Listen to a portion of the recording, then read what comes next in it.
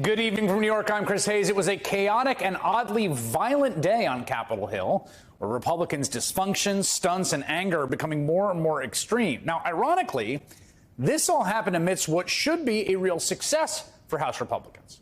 Their new Speaker, Mike Johnson, Louisiana, just managed to pass a continuing resolution funding the government until early next year. That avoids a looming shutdown. That's good, you'd think. But crucially, more Democrats voted for that measure than members of Johnson's own party. As Jake Sherman of Punchbowl News put it, Democrats saved him. Dangerous territory for Republican Speaker, see McCarthy, Kevin. Mike Johnson learned pretty quickly the lesson that the only way to keep the government functioning, something we've been saying throughout, right, is to basically ignore part of his own caucus and to work with Democrats. And that decision today and the kind of oddly anticlimactic vote in Congress along the lines we all knew it would happen, that may have something to do with the rage that emerged all over Capitol Hill today in an environment that Speaker Johnson himself described as a, quote, pressure cooker. Now, the first and most notable incident involved Mike Johnson's predecessor. Remember that guy? That's the former Speaker of the House, Kevin McCarthy, turfed out over a month ago. This morning, in clear view of at least one reporter, McCarthy appears to have assaulted a member of his own GOP conference. NPR congressional correspondent Claudia Grisales posted this firsthand account, quote, have never seen this on Capitol Hill. While talking to Congressman Tim Burchett after the Republican conference meeting, former Speaker McCarthy walked by with his detail, and McCarthy shoved Burchett. Burchett lunged towards me. I thought it was a joke. It was not, and a chase ensued. Grisales also recorded the audio of that interaction, which I'm going to play you in full. Before I do that, a warning. All of the clips, lowlights that we're going to play you from the Hill today are just so cringy. You're going to want to turn away at first, but it's also just such a wild window into what's going on there that I think you will not want to take your eyes and ears off them.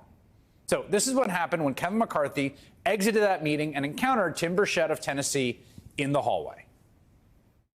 What did you think of the conference, how it went? It sounds like it went back and forth. Yeah, I think it went all right. Yeah. Sorry, Kevin, didn't mean to elbow. Why'd you elbow me in the back, Kevin? I know, I felt so bad. Hey, Kevin, you got any guts?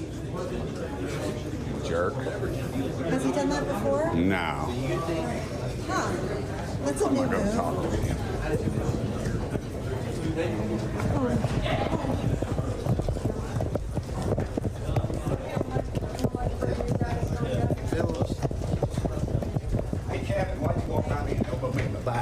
You got no guts. You did so. They sat there and the reporter said it right there. What kind of chicken move is that?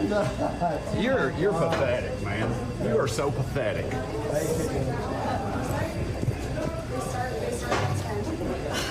What a jerk. You need security, Kevin.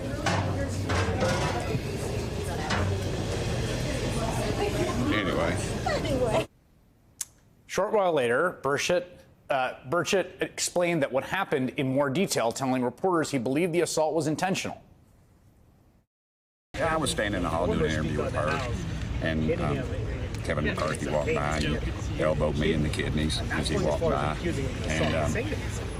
And it kind of caught me off guard. And did you ever get shot in the kidneys? It's a little different than anywhere else. And so I moved forward. You felt it was on purpose and not an accident? Oh, it was 100% on purpose, man. What are the chances? 435 members of Congress, 8 of us voted against him. I'm the one who did it. I'm one of them that did it. He's publicly called me out. You know, and he didn't see any cameras. He didn't think anybody was paying attention. But Claudia from NPR was paying attention. Now, for his part, McCarthy denied the whole thing, claiming it was a tight area where they may have bumped shoulders by accident. Did you elbow him? Okay, no, I did not elbow him. No, I would not elbow him. I would not hit him in the kidney. HC5, you're all down there, right? Not a very big hallway.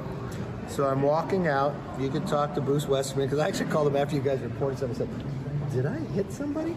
Bruce Westerman and I were walking out, and I guess a reporter was interviewing Burchett or something. I guess our shoulders hit, because Burchett runs up to me after. I didn't know what he was talking about. Some reporters asked me. I did not run and hit the guy. I did not kidney punch him. I did not shoot anything like that. You didn't shove him. No. But reporters who witnessed this said it looked like there was plenty of room for you to walk and that you intentionally hit him. There is, okay, not a place. Show me a reporter who saw that. Call Bruce Westerman. A couple Okay, of well, them. ask Bruce Westerman. No, I did not go up. If I would hit somebody, they would know I hit him. He said he knew he hit him. He said he was in pain that you hit him so hard in the kidneys. Come on now. That's what he said. Okay. Now, that explanation was met with quite a bit of skepticism, especially in light of the recent accusation by former Republican Congressman Adam Kinzinger that McCarthy shoved him on 2 occasions. I just take a second to think about how insane this is. Kevin McCarthy is alleged to, and in view of a reporter appears to have, like, elbowed in the kidney a colleague he was mad at? That is a wild thing to do. A grown man in a workplace. Can you imagine doing that in your place of work? Anywhere? Congressman Matt Gaetz of Florida, never one to see a news cycle go by without joining it, filed this request for a House Ethics Committee investigation into Kidney Punchgate today. Then, on the other side of Capitol Hill, we're not done here.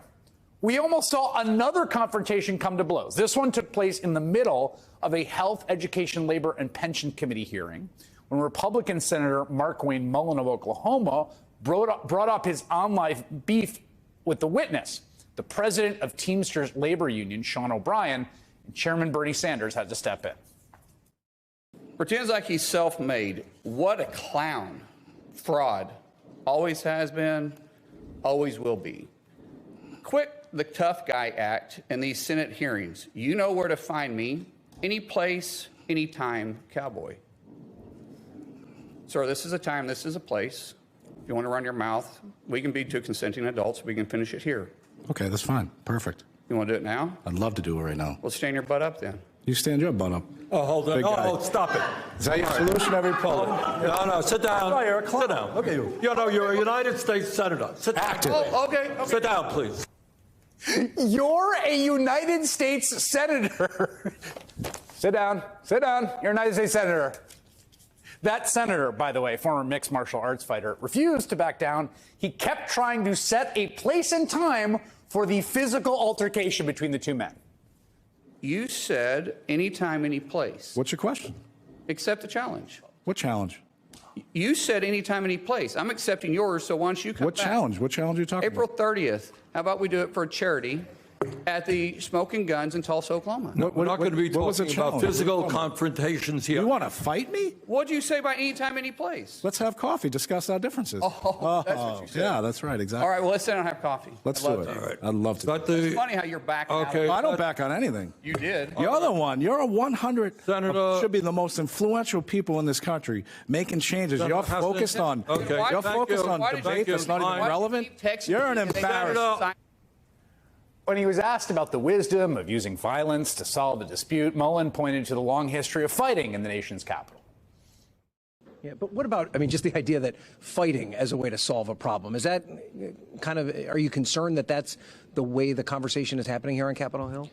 People's been fighting for a long time. I mean, go back to the 1800s, they used to have canings. It was legal to do duels. If you have a difference, you have a difference. I didn't start it. I didn't tweet at him. I didn't go after him. I have no beef with a guy. I mean, I don't even know the last time I've gotten a street fight. I used to get paid to fight. I'm not looking at what victory is it for me to beat up O'Brien? That would be a shock, right? But he said it. And I just simply responded. If he wants to call it off and we just go have a cup of coffee, fine, let's sit down and have a cup of coffee. I have no hard feelings. It's not personal to me. He just challenged me, and I accepted the challenge. Now, to be clear, Mullin is not wrong about the history of violence on the House floor. There's an incredible book about this, came out a few years ago. But the caning he referred to, which is the infamous caning of Charles Sumner, the abolitionist senator from Massachusetts who was beaten near death by a pro-slavery advocate from the House on the floor of the Senate, is widely considered to be like the turning point of no return past which a war between the states and a civil war was inevitable. Believe it or not, what I played you there with Markwayne Mullin and Sean O'Brien was not even the only hearing where we saw a Republican member of Congress up on the dais of the microphone explode today. No, there's another one, all same day. I'm just giving you today's recap, okay? This Tuesday.